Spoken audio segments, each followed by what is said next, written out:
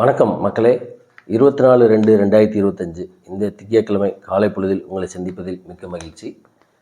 இன்றைக்கி பத்திரிகையில் வந்த சில செய்திகள், அந்த செய்திக்கு பின்னால் உள்ள செய்தி கண்ணோட்டத்தை நம்ம பார்க்க போகிறோம்.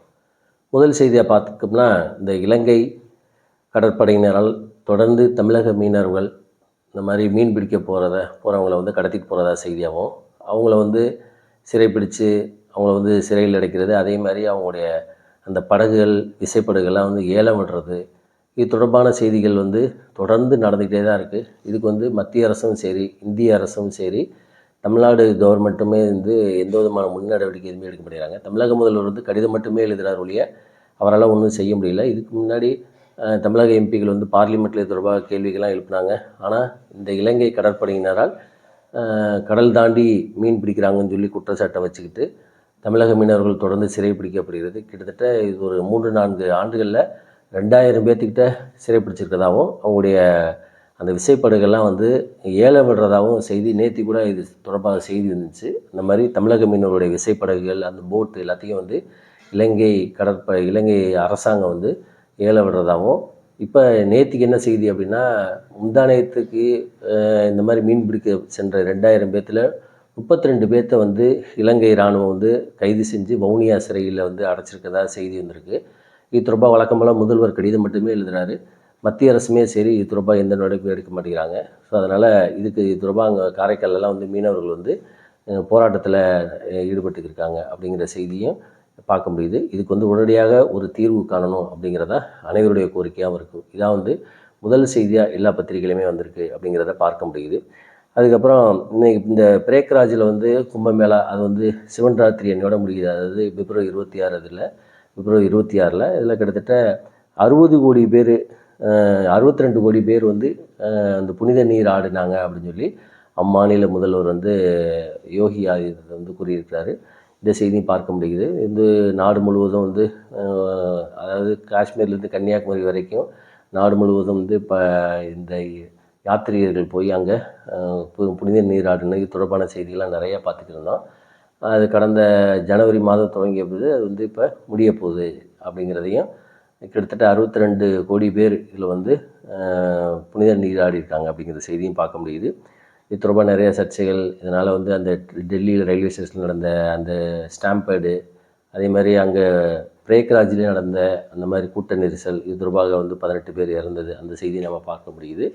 இது நாளை, அதாவது நாளை மறுநாள் சிவன் ராத்திரியோட முடியுது. ஆனால் சிவன் ராத்திரி முடிஞ்சதுக்கப்புறமே மக்கள் இந்த மாதிரி புனித நீராடலுக்கு வருவாங்க அப்படிங்கிற செய்தியை நம்ம பார்க்க முடியுது. அதுக்கப்புறம் முதல்வர் மருந்தகம் அப்படின்னு சொல்லி தமிழ்நாடு அரசு இன்னையிலேருந்து அந்த ஒரு ஸ்கீமை திறக்கிறாங்க.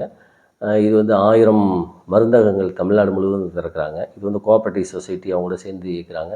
ஏற்கனவே அம்மா மருந்தகம் அப்படிங்கிறது ஒன்று செயல்பட்டு இருக்கு. அதுபோக பிரதமருடைய மத்திய அரசோட மக்கள் மருந்தகம் அப்படின்னு ஒன்று செயல்படுத்திக்கிட்டு தான் இருக்காங்க. இப்போ இந்த முதல்வர் மருந்தகத்தில் என்ன சிறப்பம்சம்னா, அதாவது அதாவது சாதாரணமாக கடைகளில் மெடிக்கலில் கிடைக்கக்கூடிய அந்த பொருட்கள் விலை, அந்த மருந்து பொருட்களோட விலை 75% கம்மி அப்படிங்கிற மாதிரி, அந்த ஜெனரிக் மெடிசனோட விலை ரொம்ப கம்மியாக இருக்கும் அப்படின்னு சொல்லியும், இந்த மாதிரி மருந்தகங்கள் திறக்கிறதுக்கு அந்த ஸ்டார்ட் அப் கம்பெனிக்கு 3 லட்சத்துலேருந்து மானியம் தர்றதாகவும் செய்திகள். ஸோ இன்றைக்கி முதல்வர் திறக்கிறாங்க. தமிழ்நாடு முழுவதும் திறக்கப்படுகிறதா செய்தியை நம்ம பார்க்க முடிகிறது.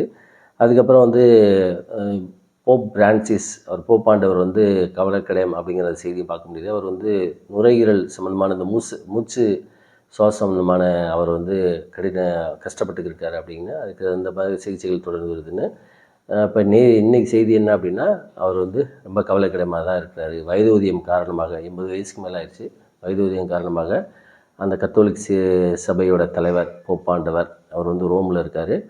அவருக்கு கவலைக்கிடம் அப்படிங்கிற செய்தியை நம்ம பார்க்க முடியுது. அதுக்கப்புறம் பார்த்திங்கன்னா, இந்த தெலுங்கானாவில் ஒரு கால்வாய் நீர்ப்பாசனம் மிகப்பெரிய கால்வாய் திட்டம் ஒன்று நடந்துக்கிருக்கு.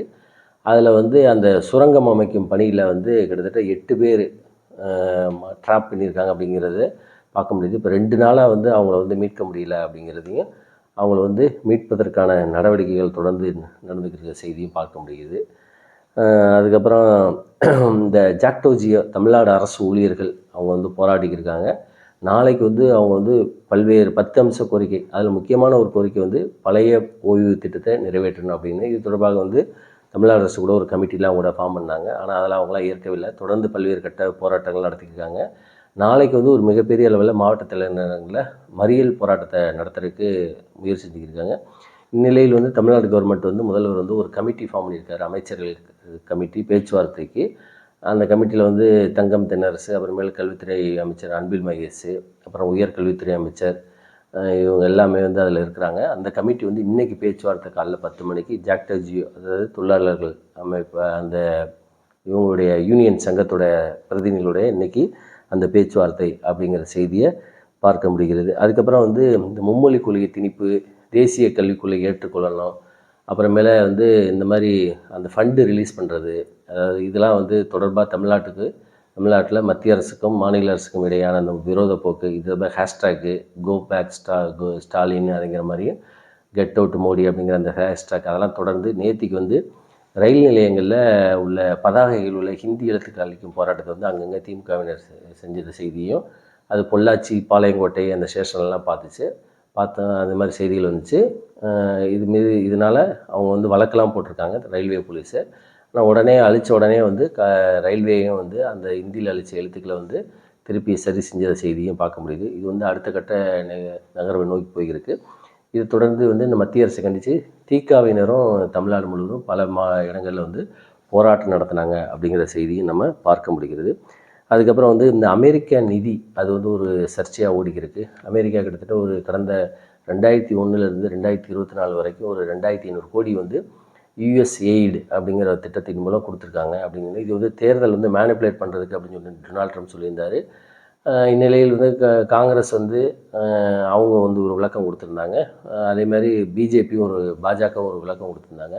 இந்நிலையில் மத்திய அரசு வந்து என்ன சொல்லியிருக்காங்க அப்படின்னா, இந்த ஃபண்டு இந்த 2500 கோடிங்கிறது முழுவதும் இந்த கல்வி, அதேமாதிரி சுகாதாரம், சாலை மேம்பாடு, இந்த மாதிரி வளர்ச்சி திட்டத்துக்கு தான் பயன்படுச்சு.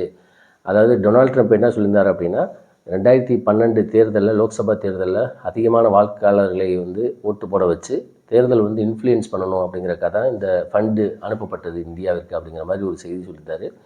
அதுக்கு வாஷிங்டன் போஸ்ட் என்ன சொல்லியிருந்தாங்க அப்படின்னா, இது வந்து இந்தியா கிடையாது, பங்களாதேஷுங்கிறத மாற்றி சொல்கிறாங்க அப்படின்னு. ஆனால் இது வந்து ஒரு குழப்பமான ஒரு சூழ்நிலை தான் இருக்குது. மாற்றி பாஜக இந்த சைடு அந்த சைடு காங்கிரஸ் 2 பேர் மாற்றி குற்றச்சாட்டு இருந்தாங்க. இன்றைக்கி வந்து மத்திய அரசு வந்து அதுக்கு வந்து விளக்கம் கொடுத்துருக்காங்க. எது எப்படியோ ஆனால் உண்மை வெளியில் வரணும் அப்படிங்கிறதான் வந்து அனைவருடைய நோக்கமாக இருக்குது. ஸோ இதான் வந்து இன்றைக்கி பத்திரிகையில் வந்த சில முக்கியமான